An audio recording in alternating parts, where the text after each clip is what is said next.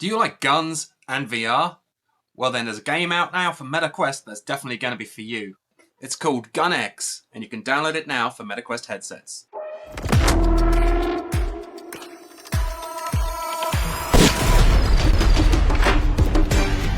GunX is a game that is all about guns! And not so much in that it's a first-person shooter, which it is. It's more actually about the guns themselves. As you start each level, you'll be positioned at a table. There is no locomotion in this game. On this table, you'll have all your options that you need to engage in combat. And when you withdraw a weapon from this table, it comes separated into many components. You must learn how to assemble the gun and get it ready to shoot before you can engage in any combat. This sounds simple enough, you know, at the start there's a tutorial teaching you how to assemble the first gun, but as you unlock new weapons through successful completion of stages and levels in the game, earn new currency, buy new weapons, very familiar gameplay loop. As you earn these new guns, you'll find that there is no tutorial on how to do them. As such, you'll be picking up random components and hoping they slot together and finding the way to assemble these guns before you're come down upon by the enemy. And that enemy, not surprisingly, is zombies. So in the game, you're stood at your table and you're told wave 1 is coming and you have to quickly assemble a weapon or multiple weapons ready to engage in combat. You can upgrade these weapons and thus buy additional ammo or rate of fire or damage or whatever it may be. And it's pretty essential because at the start, when you first acquire a weapon, you have one clip. That's it. And then the weapon needs to be returned to the table and disassembled. And it takes time for it to become available again. So when you first start the game and all you have is your pistol, you fire your shots, your magazine is empty, and the gun must be disassembled and reassembled, which is a time. It takes time. There's a waiting bar showing you how long the progress on the disassembly is. And all the while, of course, the zombies are still coming towards you. So the game ultimately becomes a game of time management. If you're very familiar with a weapon and you can assemble it quickly, while the zombies are far away, you should be building a weapon that you're less familiar with.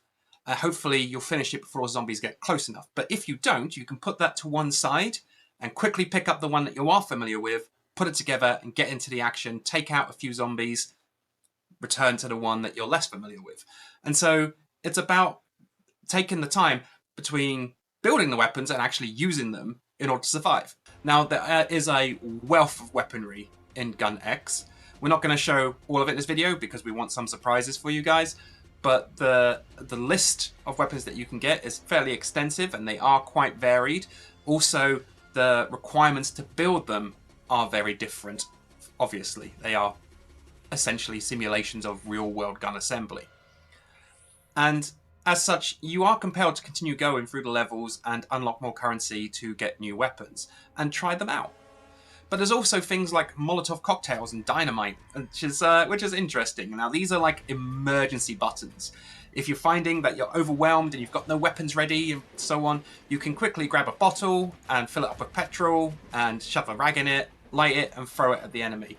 However, this does cost your currency. So it's kind of like an expensive short-term solution. You'll find that by spending your currency here, you can't buy new upgrades or weapons from the main menu, so you're not going to progress through the levels as quickly. So it is a case of, I have this in my back pocket, but I only want to use it in emergencies. There's also a shield. Now this is essentially you purchase a data card which slots into your desk and creates a little field around you which the zombies can't pass through. And this does help, it does prevent things, but it's very expensive. And as such, you're not going to want to use it unless it's a last-ditch effort to survive. As you progress through the game, you'll find that the shooting and cocktails and so on that you have available are all there is. There is no melee combat. When zombies get close to you, you can grab them. Oddly, does nothing. It doesn't stop them from attacking you. You can't throw them at each other for damage.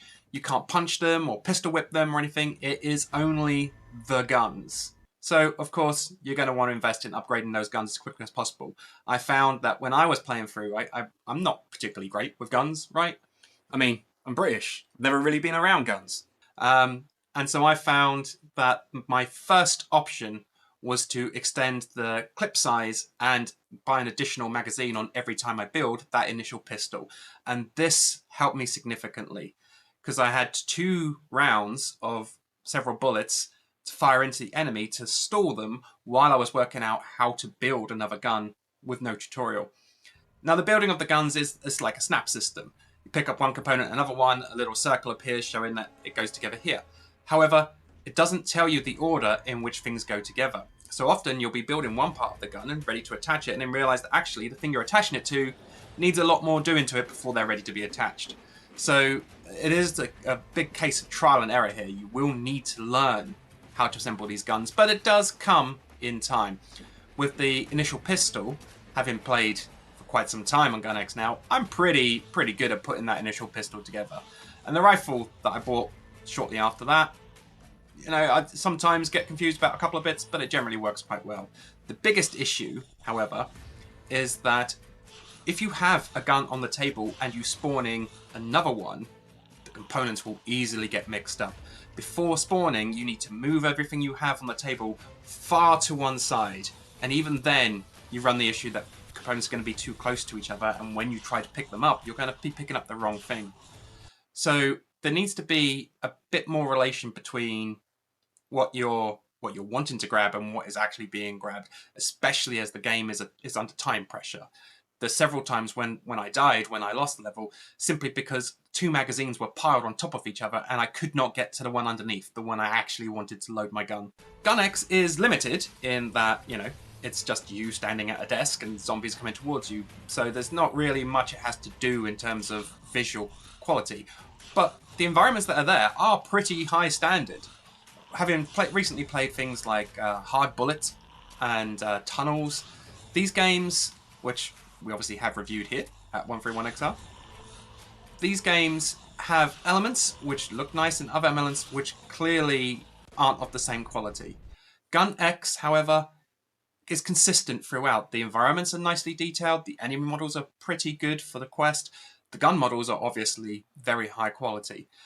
But of course, it is limited in scope. It's not like Wanderer Fragments of Fate, again, reviewed at 131XR, where it's trying to give you long levels which you'll be walking through, exploring new environments and whatever else. You are just stood at a table. It's a singular environment it generates around you. The zombies, your enemies, always come from the same places. You're playing through the level again and again and again in a very familiar pattern. The audio quality as well, though, deserves particular mention in GunX. I actually found this one pretty good. I really like the music that plays in the levels. It's got that right pace between danger is coming and you need to concentrate, which is nice. It's a nice touch to the game. So GunX is available now for MetaQuest headsets, and if you like guns, it's a good experience. If you're just looking for a new take on a shooting game, then it's also probably worth your time. The developers have said a co-op mode is coming in the near future, but at present we don't have much information on that. So maybe that's something to look out for down the line. I can imagine that the strategy between balancing who's assembling weapons and who's trying to take out the zombies would be quite fun in a co-op experience. So let's see how that one works out. Thank you all for watching, and we'll see you next time.